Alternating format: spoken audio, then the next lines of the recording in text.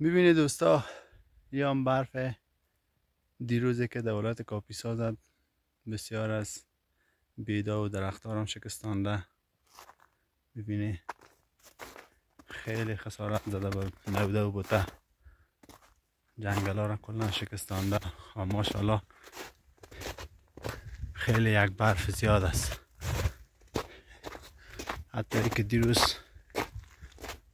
ما در بام 2 بار پاک کردیم، 1 بار پاک کردیم دوباره ریخت، همه جا را پوشاند، باز دوباره ریخت، باز پاکاری کردیم. اینی هم برف.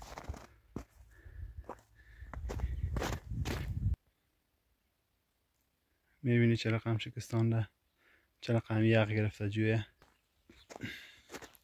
میبینی دوستا که به چی حالت رسانده ای جنگل ها را، بیدا و درخت ها را کلش خم کرده داخل جوی آب. حتی ای که یخ هم گرفتیشان داخل جوی آب، کاملا یخ گرفتیشانه.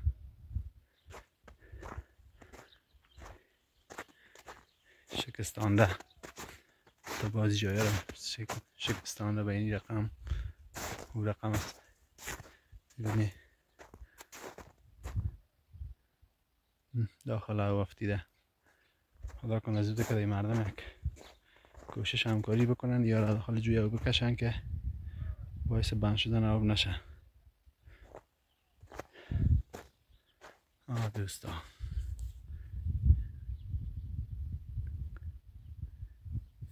یه هم کافی پیسای سفید پوش شدگی.